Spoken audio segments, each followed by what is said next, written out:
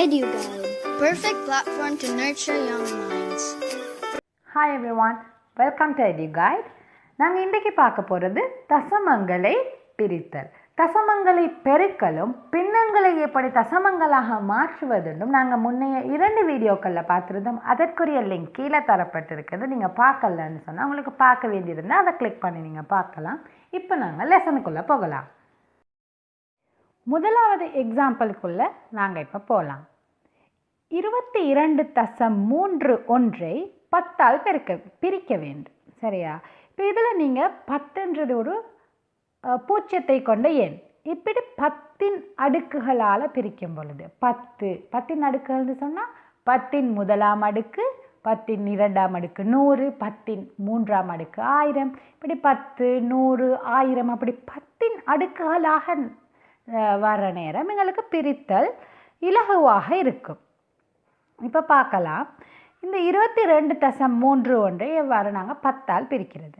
இந்த 10க்கு எத்தனை பூஜ்ஜியங்கள் இருக்கின்றன? ஒரு பூஜ்ஜியம். ஆகவே 10இன் அடுக்குகளால் நாங்கள் பிரிக்கும் பொழுது பூஜ்ஜியங்களின் எண்ணிக்கைக்கு ஏற்ப இந்த தசம் முன்னோக்கி செல்லும். சரியா? இந்த தசம் முன்னோக்கி செல்லும் பூஜ்ஜியங்களின் எண்ணிக்கைக்கு ஏற்ப. இப்போ இது 10, ஆகவே இதில் ஒரு தசம பாருங்கள், இதில் ஒரு எண், இந்த தசம் ஒரு எண் முன்னோக்கி செல்லும். எப்படி செல்லும்? முன்னோக்கி செல்லும். ஏன் முன்னோக்கி செல்லும்? ஏனென்றால் நாங்கள் வகுக்கின்றோம். ஒரு எண் தான் முன்னோக்கி செல்லும். ஏன் ஒரு எண் முன்னோக்கி செல்லும்? ஏன்டா இதில் ஒரு பூஜ்ஜியம் தான் இருக்குது. ஆகவே இந்த தசம் 1 முன்னோக்கி சென்றால் வரும் விடை 2.231. இன்னொரு எக்ஸாம்பிள் பார்க்கலாம். அதே நம்பர் தான், ஆனால் 100ஆல் நாங்கள் வகுக்க வேண்டும். இப்போ இது எப்படி நாங்கள் செய்கிறது? இதுக்கு 100க்கு எத்தனை பூஜ்ஜியங்கள்? 2 பூஜ்ஜியங்கள். ஆகவே இந்த தசம் 2 எண்கள் முன்னோக்கி செல்லும். மறுபடியும் சொல்கிறேன், ஏன் 2 முன்னோக்கி செல்லும்? ஏனென்றால் 100 10இன் அடுக்குகளான இந்த எண்ணுக்கு 2 பூஜ்ஜியங்கள் இருக்கின்றன. ஆகவே இது 2 எண்கள் முன்னோக்கி செல்லும். ஓகே, இப்போ இதில் விடை 0.2231. அது ஏன் 0 முன்னுக்கு வந்துச்சுன்னு சொன்னால், இது நாங்கள் 2 இலக்கங்கள் முன்னுக்கு போனோம். தசத்தை வச்சோம், முன்னால் ஒரு இலக்கமும் இல்லை. ஆகவே நாங்கள் இந்த தசம் எங்களுக்கு கருதாமல் போயிடலாம். அதனால் நாங்கள் 0 சேர்த்தோம்னு சொன்னால் இந்த தசத்தை எங்களுக்கு லேசாக விளங்குறதுக்கு எழுதலாம். ஓகே, அடுத்த எக்ஸாம்பிள் 22.31 1000ஆல். 1000க்கு எத்தனை பூஜ்ஜியங்கள்? 3. ஆகவே இந்த தசமம் 3 எண்கள் முன்னோக்கி செல்ல வேண்டும். ஆனால் இதில் 3 எண்கள் முன்னோக்கி செல்வதற்காக இல்லை. ஆனால் நாங்கள் இந்த இடத்துல பூஜ்ஜியத்தின் உதவியை கொண்டு முன்னுக்கு எங்களுக்கு கொண்டு போகிறதுக்கு இலக்கங்கள் காணாவிடின் நாங்கள் 0 முன்னால் இட்டு அதை 3 இலக்கங்கள் முன்னே கொண்டு செல்வோம். இப்போ பாருங்கள், இதன் விடை அது 0.0223. ஓகே ஓகே, இப்போ நாங்கள் 10இன் அடுக்குகளால் பிரிக்கிறத பார்த்துட்டோம். இவங்க என்ன சொல்கிறாங்க? இந்த கேர்ள்ஸுக்கு ஒரு ஸ்மால் ப்ராப்ளம். என்ன ப்ராப்ளம்னு சொன்னீங்கன்னா, இவங்களுக்கு கிளாஸில் ஒரு 15 லிட்டர் ஃப்ரூட் ஜூஸ் கிடச்சிருக்குது. இவங்களுக்கு எல்லாருக்கும் இதை பகிர்ந்து கொடுக்கறதுக்கு ரொம்ப ஆசை. ஆனால் இவங்கக்கிட்ட கிளாஸ் கொஞ்சம் இருக்குது.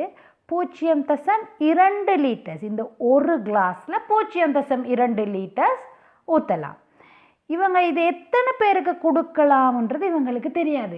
எல்லாருக்கும் இவங்களோட வகுப்பில் எல்லாருக்கும் போதுமாக இருந்தால் இவங்களுக்கு பக்கத்து கிளாஸுக்கு கூட கொடுக்கலாமே. அதனால் இவங்க யோசிக்கிறாங்க, இந்த 15 லிட்டர் இந்த ஃப்ரூட் ஜூஸை எத்தனை கிளாஸ்களுக்கு இவ்வாறு ஊற்றலாம். சரியா? இவங்கள்ட்ட நிறைய கிளாஸ் இருக்குது. ஆகவே எத்தனை கிளாஸுக்கு ஊற்றலாம்னு பார்க்குறாங்க. அப்போ அதுக்கு நாங்கள் அவங்களுக்கு எப்படி இதுக்கு உதவலாம்? 15ஐ 0.2ஆல் பிரித்தால் எத்தனை கிளாஸ்களுக்கு ஊற்றலாம்ன்றது இவங்களுக்கு தெரிய வந்துடும். ஆகவே இது எப்படி நாங்கள் செய்கிறதுன்னு பார்க்கலாம். நாங்கள் வெறுமனே பிரித்தல் செய்யும் பொழுது எங்களுக்கு 2ம் நாங்கள் முழு எண்ணாக இருந்தால் எப்படி பிரித்தல் செய்வதுன்னு தெரியும். இது 0.2ஆல் நாங்கள் வகுக்க வேண்டும். எதனை வகுக்கின்றோம்? 15ஐ நாங்கள் வகுக்கின்றோம் 0.2 முழு எண் 15. இதுதான் பிரிபட போகும் எண். இது நாங்கள் பிரிக்க வேண்டிய எண். சரியா? அப்போ நாங்கள் இந்த 0.2 வகுத்தி என்று சொல்வோம். சரியா? 15ஐ வகுக்குறுன்னு சொல்கிறோம். ஓகே, இப்போ பாருங்க 0.2 வகுத்தி. இது இந்த வகுத்தி எங்களுக்கு 0.2 இருந்தால், அதாவது வகுத்தி ஒரு தசமம் எண்ணாக இருந்தால் நாங்கள் எந்த நாளும் எங்களுக்கு செய்கிற மாதிரி இந்த எண்ணையும் எங்களுக்கு பிரிக்க இயலாது. நாங்கள் என்ன செய்ய வேணும்? இந்த வகுத்தி ஒரு தசம எண்ணாக இருந்தால் நாங்கள் அதை முழு எண்ணாக்கணும். அந்த கேர்ள்ஸ்ட ஹெல்ப்பர் தான் இந்த பூனை, அவங்களோட பெட். அதனால் இது அவங்களுக்கு ஹெல்ப் பண்ணுதுன்னு நினைக்கிறேன். இவங்க எங்களுக்கு டிப்ஸ் சொல்லி தராங்க. 0.2 இப்போ நாங்கள் முழு எண்ணாக்குறதுக்கு என்ன செய்யலாம்?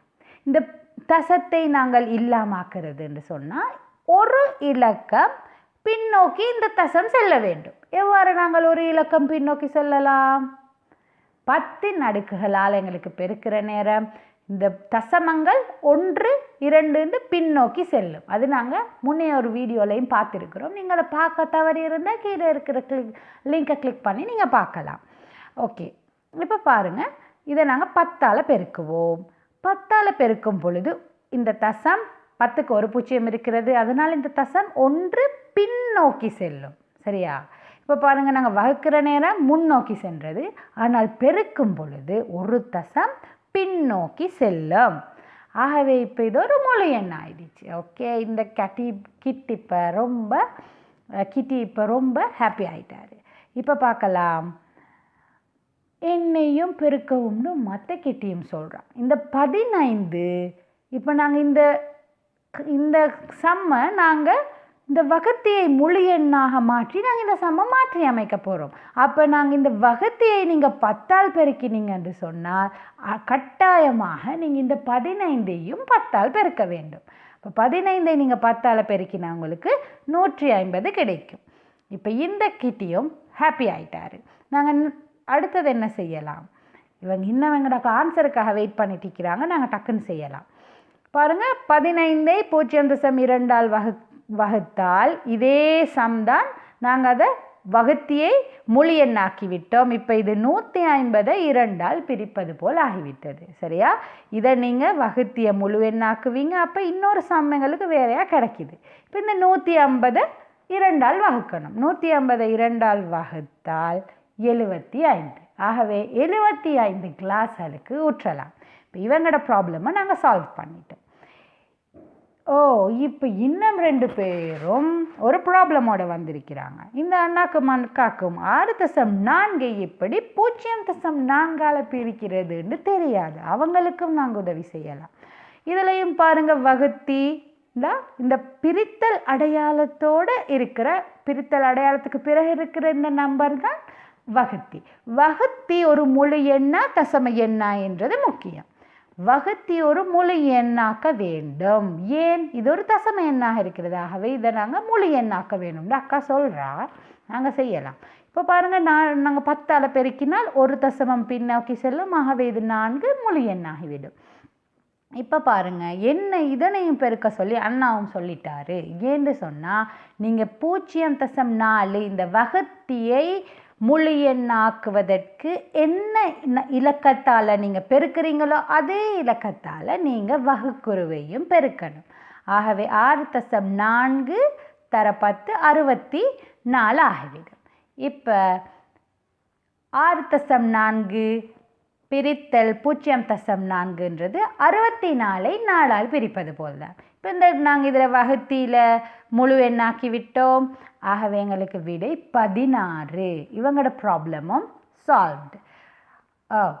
எல்லாருமே பிரச்சனையோடு தான் இருக்கிறாங்க. இவரோட பிரச்சனை என்னன்னு பார்ப்போம். 9.1 நீங்கள் 7ஆல் பெருக்க வேண்டும். இப்போ இதில் பாருங்கள், வகுத்தி ஒரு முழு எண். இவ்வளவு நேரம் இப்போ இதில் எங்களுக்கு தசமங்களின் பிரித்தல் தான், ஆனாலும் வகுத்தி ஒரு தசமம் அல்ல. பாருங்கள், அவரால் அது விளங்கி கொண்டார். அது அப்போ முன்னைய சம்மில் பாருங்கள், வகுத்தி அந்த அக்கா மண்ணாடையும் பிரச்சனையில் வகுத்தி ஒரு தசம எண்ணாக இருந்தது. அப்போ நாங்கள் அதை தசம எண்ணை முழு எண்ணாக மாற்றி தான் அந்த வகுத்தலை செய்தோம்.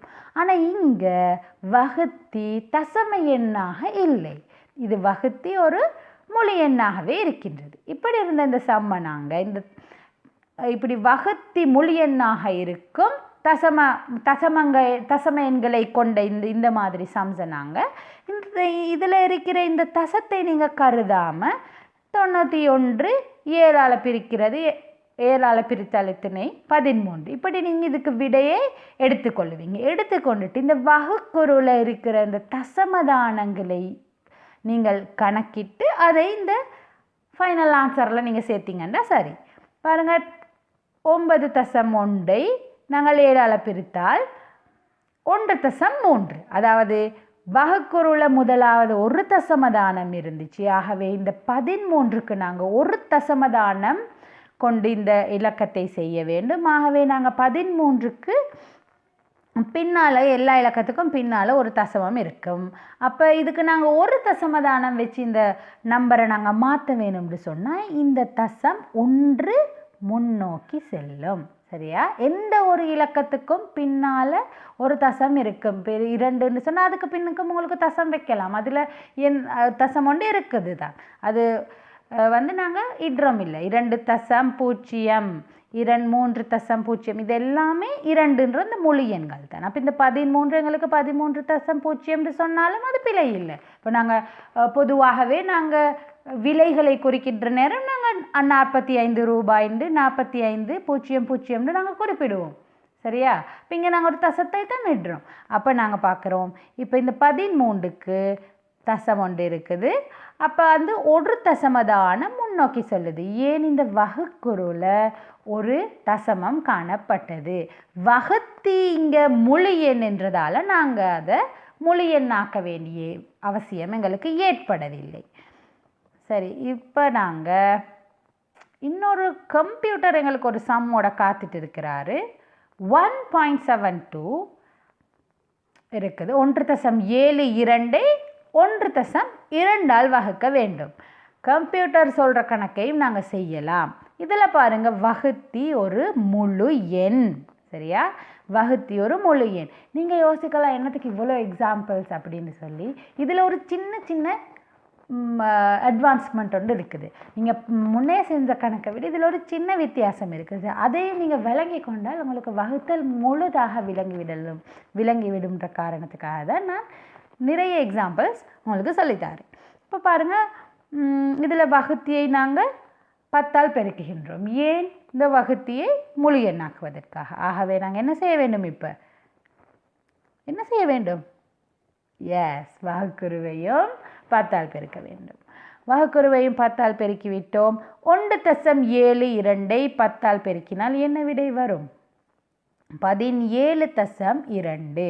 பாருங்கள், இப்போ வகுத்தி முழு எண் ஆகிவிட்டது. வகுத்தியை தான் நாங்கள் முழு எண்ணாக்க வேண்டும். வகுத்தியை முழு எண்ணாக்குவதற்காகத்தான் 10ஆல் பெருக்கினோம். எங்களுக்கு 12 கிடச்சி, அது முழு எண்ணாகிருச்சு. அப்போ இதை 10ஆல் பெருக்கினால நாங்கள் வகுக்குருவையும் 10ஆல் பெருக்கினோம். ஆனால் ஸ்டில் இதில் எங்களுக்கு தசமம் இருக்குது தான். ஓகே, இப்போ இதை எங்களுக்கு முழு எண்ணாக்க தேவையுண்டு இல்லை. நாங்கள் வகுக்குரு முழு எண்ணாகினாலும் எக்ஸ்ட்ரீம்லி சாரி. பாருங்கள், வகுத்தி முழு எண் ஆகின பின் வகுக்குருள தசமம் இருந்தால் எங்களுக்கு அது பிரச்சனை இல்லை. இப்போ நாங்கள் இந்த தசமத்தை கருதாது 172ஐ 12ஆல் வகுத்தால் எத்தனை என்று பார்ப்போம். அந்த விடைக்கு, இறுதியாக வரும் விடைக்கு வகுக்குருள எத்தனை தசமங்கள் இருக்கின்றதோ அத்தனை தசமங்களை இட்டுக்கொள்ளலாம். அப்போ பாருங்கள், 172 12ஆல் பிரித்தா 2064 வருது. ஆனால் இங்கே வகுக்குருவில் ஒரு தசமதானம் காணப்படுது. ஆகவே எங்களோட ஃபைனல் ஆன்சரில் 206.4 ஒரு தசமதானம் வர மாதிரி நாங்கள் பின்னால் இருந்து ஒரு தசமதானத்தை இட்டுக்கொண்டோம். சரியா? இப்போ நாங்கள் இந்த சம்மையும் செஞ்சிட்டோம். நாங்கள் இப்போ நம்ம கிளாஸ் ரூமில் ஒரு சம் தந்திருக்கிறாங்க. நான் தான் தந்திருக்கிறேன் இந்த சம். இது வேறு யாருடையும் பிரச்சனையா இல்லை. இப்போ இதையும் நாங்கள் சால்வ் பண்ணலாம். இதில் பார்ப்போம், நாங்கள் 15.3ஐ 5.443ஆல் வகுக்க வேண்டும். இப்போ இதில் வகுத்திக்கு தசமதானம் உண்டு. ஆகவே நாங்கள் இதை என்ன செய்ய வேணும்? இவ்வளோ எக்ஸாம்பிள்ஸ் செஞ்சிட்டோம் இல்லையா? அப்போ இதை உங்களுக்கு கட்டாயமாக தெரிஞ்சிருக்கணும் தானே. இதை நீங்கள் முழு எண்ணாக்குவீங்க. அதை நீங்கள் 1000ஆல் பெருக்கிறீங்க. ஏன் 1000ஆல் பெருக்கினீங்க? இதில் 3 தசமதானங்கள் இருக்கின்றது. ஆகவே இந்த தசம் 3 தானங்கள் பின்னோக்கி சென்றால் தான் இது ஒரு முழு எண்ணாகும். அதனால் நீங்கள் இதை 1000ஆல் பெருக்கினீங்க. ஓகே, இப்போ இதை நீங்கள் 1000ஆல் பெருக்கினீங்கன்னா இதில் ஒரு தசமதானம் தான் இருக்குது பாருங்கள். இதில் ஒரு வகுக்குருவில் ஒரு தசமதானம் தான் இருக்குது. இப்போ நீங்கள் இதை 10ஆல் பெருக்கினாலே இது முழு எண்ணாகிவிடும். ஆனால் எங்களுக்கு நோக்கம் வகுக்குருவை முழு எண் ஆக்குவது அல்ல. எங்களோட நோக்கம் வகுத்தையை முழு எண் ஆக்குறது. ஆகவே இதை நீங்கள் இது 1000ஆல் பெருக்கினால்தான் இது முழு எண்ணாகுமா இருந்தால் நீங்கள் இந்த வகுக்குருவையும் 1000ஆல் பெருக்க வேண்டும். இது 10ஆல் பெருக்கினாலே இது முழு எண்ணாகிவிடும். ஆனால் எங்களுக்கு இதை முழு எண்ணாக்குறது இல்லை நோக்கம். இதை முழு எண்ணாக்குறதுக்கு நீங்கள் எத்தனையால் பெருக்க வேணுமோ அதே எண்ணால் இதையும் பெருக்கிறீங்க. இப்போ உங்களுக்கு 15300 கிடைக்குது. இதை நீங்கள் முழு எண்ணாக்கிட்டீங்க, 5444 கிடைக்குது. இப்போ இதன் விடை 2.81. பாருங்கள், முன்னைய கணக்கில் வகுக்குரு, அதாவது நீங்கள் வகுத்தியை முழு எண் ஆக்கின பின்னும் அதில் ஒரு தசமம் இருந்தது. ஆனால் இதில் நீங்கள் வகுத்தியை முழு எண் ஆக்கி விட்டீங்க. இப்போ இதில் ஒரு தசம எண் இல்லாகவே நீங்கள் இதை ரெண்டையும் பிரித்து வர விட 2.81 அதன் மட்டும் நீங்கள் கருத்தில் கொண்டு போட்டுட்டீங்க. இப்போ எங்களுக்கு கொஞ்சம் வித்தியாசமாக ஒரு சம் தந்தாங்கன்னா நாங்கள் எப்படி செய்கிறதுன்னு எங்களுக்கு தெரிஞ்சிருக்க வேண்டும். இப்போ பாருங்கள், 87ஐ 12ஆல் பெருக்கினால் விடை 7.25 எங்களுக்கு தரப்பட்டிருக்கிறது. இதனை கொண்டு எங்களுக்கு இன்னும் 2 சம்மை கேட்குறாங்க. என்னன்னா 87ஐ 1.2ஆல் பிரித்தால் வரும் விடை என்னன்னு கேட்குறாங்க. நாங்கள் இதை கணக்கை செய்யாமலேயே எங்களுக்கு இதை செய்ய சொல்கிறாங்க. இந்த விடையை சொல்லலாம். ஏன்னா எங்களுக்கு முதலாவது எங்களுக்கு நாங்கள் என்ன செய்ய வேணும்டா, ஓகே, நாங்கள் அடுத்த சமம் இருக்குது அதையும் பார்த்துடலாம். 87ஐ 0.12ஆல் பிரிக்க வேண்டும். இப்போ இந்த ரெண்டுக்கும் இருக்கிற ஒற்றுமையை பாருங்கள். இது ரெண்டையுமே முழு எண்ணாக்கினால் 12ஆக தான் வரும். பாருங்கள், 0.12. இதையும் நாங்கள் முழு எண்ணாக்கினா 12 தான், இதையும் முழு எண்ணாக்கினா 12 தான். அப்போ முழு எண்ணாக்கின பிறகு எங்களுக்கு 87ஐ 12ஆல் பிரித்தால் 7.25 விடையும் எங்களுக்கு தந்திருக்கிறாங்க. அப்போ எங்களுக்கு இது ஈஸியாக செய்யலாம். இப்போ பாருங்கள், இதை முழு எண்ணாக்கிறதுக்கு நீங்கள் என்ன செய்வீங்க? இதில் ஒரு தசமதானம் இருக்குது. ஆகவே 10ஆல் பெருக்குவீங்க. அப்போ இதை 10ஆல் பெருக்கினீங்கண்டா எங்களுக்கு ஏற்கனவே தெரியும். இதை 10ஆல் பெருக்கினா நாங்கள் இதையும் 10ஆல் பெருக்குவோம். ஆகவே 870 தான் நாங்கள் 12ஆல் பிரிப்போம். அப்போ 87 12ஆல் பிரித்தா 7.25. இந்த இப்போ நாங்கள் இந்த வகுத்தையை 10ஆல் பெருக்கினால்தான் இது 12 ஆகும். ஆகவே இந்த விடையிலையும் நாங்கள் இதை 10ஆல் பெருக்க வேண்டும். ஏன்னா நாங்கள் இங்கே 87 தான் பெருக்கிக்கிறாங்க. ஆனால் இது நாங்கள் 10ஆல் பெருக்கினா தான் இது 12 ஆகுது. ஆகவே இந்த 10ஆல் பெருக்கினது விடைக்கும் வரும். இதை முழு எண்ணாக்கிறதுக்கு நாங்கள் 10ஆல் பெருக்கினோம். ஆகவே விடையிலையும் 10ஆல் பெருக்கினால் இது 72.5 ஆக மாறும். இப்போ பாருங்கள், இதில் 87ஐ 0.12 0.12 நாங்கள் முழு எண்ணாக்கினோம்னு சொன்னால் அது 12. இந்த முழு எண்ணாக்கிறதுக்கு நாங்கள் 100ஆல் பெருக்கிறோம். ஆகவே இந்த விடையிலையும் எங்களுக்கு 100ஆல் பெருக்கினால் 725 வரும். 100ஆல் பெருக்கினால் 725 வரும். இப்போ எங்களுக்கு இந்த சமயம் செய்கிறது எப்படின்னு விளங்கி கொண்டோம். இப்படி எங்களுக்கு முழு எண்ணொண்டை தந்திக்கிறாங்க, அதில் பெருக்கங்களை தந்திருக்கிறாங்க. அப்போ எங்களுக்கு இந்த தசம் மட்டும்தான் நாங்கள் முன்னுக்கு செல்லுமா பின்னுக்கு செல்லுமா இந்த விடையே தான். ஆனால் இதில் தசம்கள் தான் மாறி இருக்குது. பாருங்கள், இதில் 7.25 இது 22.5. இதே எண்கள் தான், இந்த தசம் மட்டும் மாறியுள்ளது. ஏன்னா இது 12 இது 1.2. அதை நாங்கள் முழு எண்ணாக்கிறதுக்கு என்ன செய்கிறோமோ அது இந்த விடையிலையும் ரிஃப்ளெக்ட் ஆகணும். ஓகே, இப்போ நீங்கள் என்ன நினைக்கிறீங்க? தசமங்களை பற்றி எந்த ஒரு கணக்கு தந்தாலும் உங்களுக்கு செய்யலாமா? நாங்கள் அதை டெஸ்ட் பண்ணிடுவோமே. இவ்வளவு நேரம் நீங்கள் படித்தது அனைத்து எக்ஸாம்பிள்ஸும் இங்கே சம்மா தரப்பட்டிருக்கிறது. இதை நீங்கள் கட்டாயம் செஞ்சு பாருங்கள். இப்போவே ஒரு பேனையும் பேப்பரையும் எடுத்து செஞ்சிடலாமே. சோம்பேறிகள் தானே செய்ய மாட்டாங்க. நீங்கள் சோம்பேறியெல்லாம் உற்சாகமான மாணவர்கள். ஆகவே இதை இப்போயே செய்யுங்க. இப்போயே செஞ்சுட்டு நீங்கள் இதில் விடையை பார்க்கணும்னா கீழே நீங்கள் டிஸ்கிரிப்ஷனை பாருங்கள். இந்த வீடியோவுக்கு கீழே தரப்பட்டிருக்கிற ஒரு குட்டி யாரோ ஒரு சைடில் இருக்கும், அதை நீங்கள் கிளிக் பண்ணினீங்கன்னா அந்த டிஸ்கிரிப்ஷன் வரும். ஓகே, அதில் பாருங்கள் டைம் போட்டிருப்பேன். அந்த டைமை நீங்கள் கிளிக் பண்ணிங்கன்னா இந்த ஒவ்வொரு எக்ஸாம்பிள்ஸுக்கும் உங்களுக்கு ஈஸியாக போகலாம், போய்ட்டு உங்களோட ஆன்சர்ஸை செக் பண்ணலாம். இதை அதோட நிறுத்திடாதீங்க, உங்களோட ஃப்ரெண்ட்ஸுக்கும் சொல்லுங்கள், அவங்களுக்கும் செஞ்சு பார்க்க சொல்லுங்கள். அவங்களும் நீங்களும் செய்கிற அந்த சம்ஸை எத்தனை சரியாக இருக்குதுன்னு பாருங்கள். நீங்கள் வீட்டிலையே இருந்தாலும் ஈஸியாக கணக்கு படிச்சிடலாம். அதோடு நிறுத்திடாதீங்க, உங்களோட பாடப்புத்தகத்தில் இருக்கிற இந்த கணக்குகளை நீங்கள் செஞ்சு பார்க்கலாம். இதில் ஏதாவது ஒரு டவுட் இருந்தான்னு சொன்னால் நீங்கள் எனக்கு கான்டாக்ட் பண்ணலாம். வாட்ஸ்அப் ஊடாக கீழே தரப்பட்டிருக்கிற அந்த லிங்கினூடாக இதையும் நீங்கள் கட்டாயம் செய்வீங்கன்னு நம்புகிறேன். இதை நீங்கள் பாஸ் பண்ணிவிட்டு இந்த கணக்குகளை எழுதி செய்யலாம். கீழே இருக்கிற லிங்க், கீழே இருக்கிற அந்த டைமையும் நீங்கள் கிளிக் பண்ணினா இந்த கணக்குக்கு வரும். எக்ஸசைஸ் 1, எக்ஸசைஸ் 2, எக்ஸசைஸ் 3 நான் போடுறேன். அதில் நீங்கள் அந்த எக்ஸசைஸ் 3 கிளிக் பண்ணால் இந்த பேஜுக்கு வரும், இந்த இடத்துக்கு வரும். நீங்கள் கிளிக் பண்ணி அதை செய்யலாம். Thank you very much. நீங்கள் இன்னொரு வீடியோவோட நாங்கள் இணையலாம். அது வரைக்கும் நன்றி.